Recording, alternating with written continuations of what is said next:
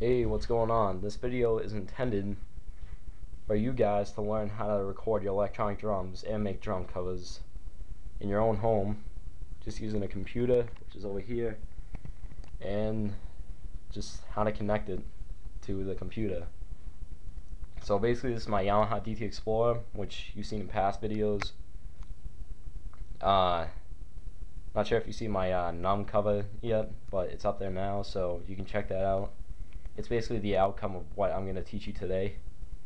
So be sure to check that out after you learn a thing or two from this. So here's the things that you're going to need. So I'm going to go back to the module here. I'm going to show you in my phone's input where I connect my headphones and stuff. Well, that's going to change when you do record, because you need a headphone splitter, which is right here. And this one right here. Alright, so you're gonna need two of these. It's called a male-to-male cable. One's gonna wire straight into your laptop or a computer, whatever you want to do.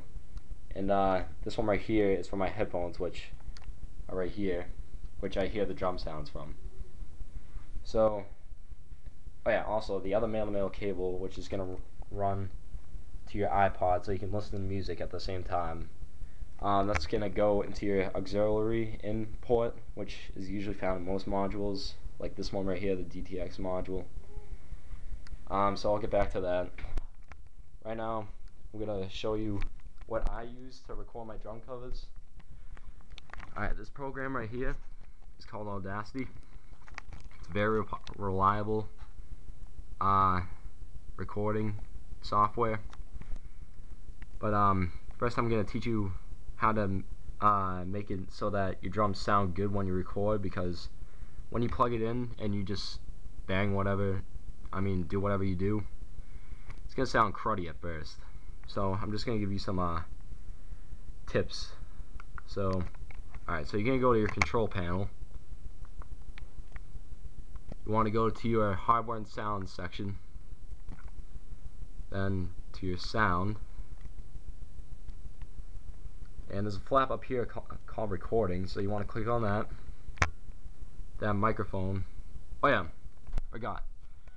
When you plug in your male-to-male cable to the computer, you have to plug it into the mic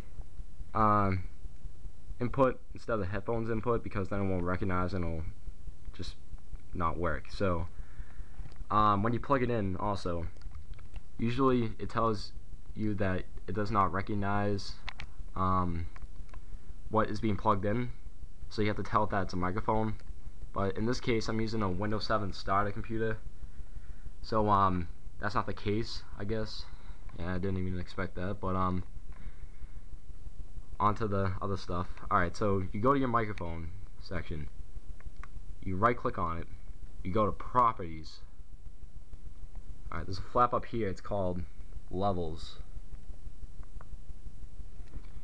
And right here in the microphone section, you can see that it's turned down to 11, which you want to have it really low so it doesn't, so the sounds that are taken to the software don't spike up, which would be bad. It would sound choppy and blurry and all that. So you change it to like 15, because you still want to be good.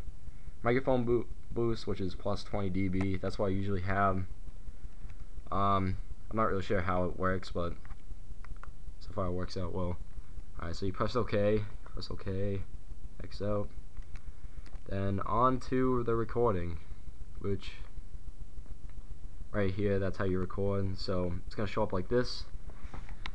Let me hit some pads for you.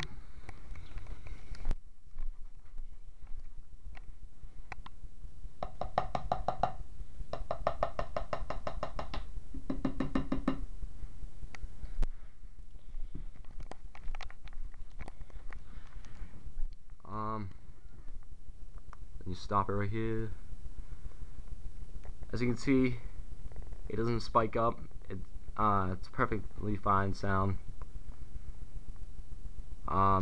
Overall, the kit sounds good when it's recorded like this.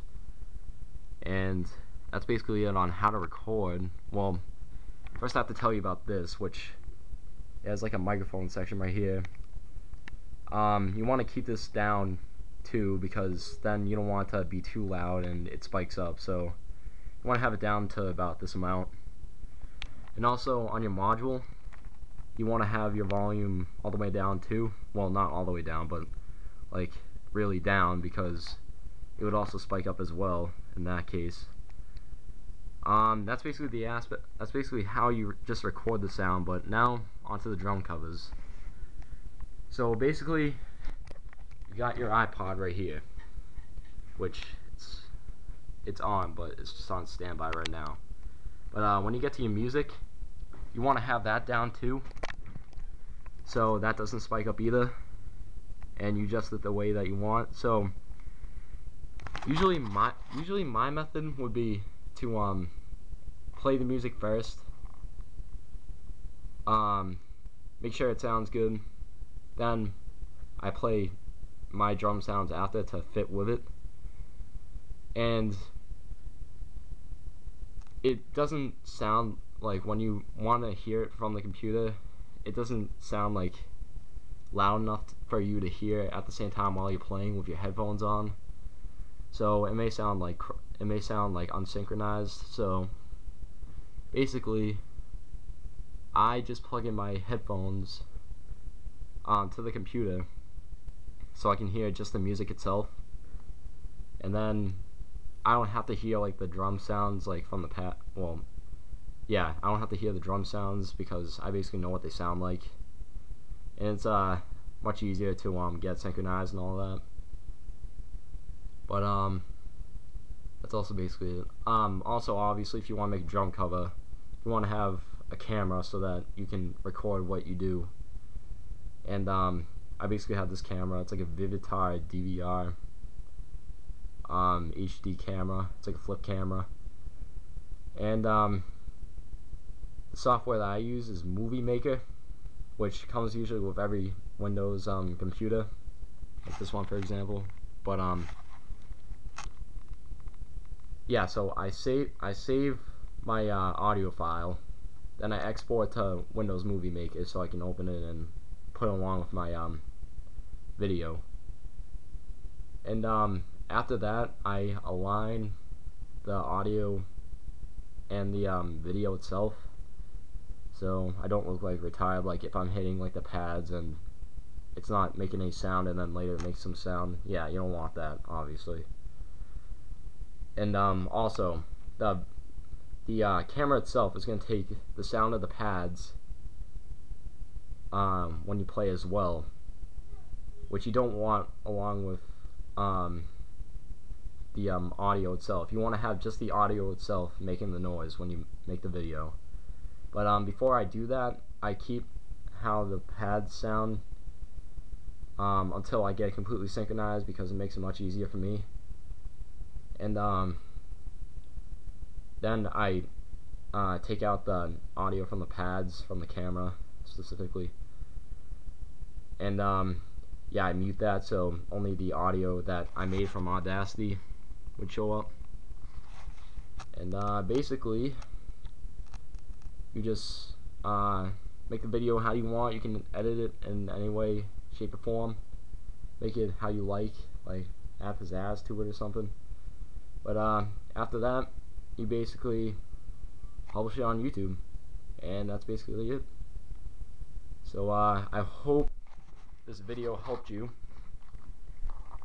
and don't forget to subscribe for more drum covers and more GH vids. So talk to you guys later. See ya.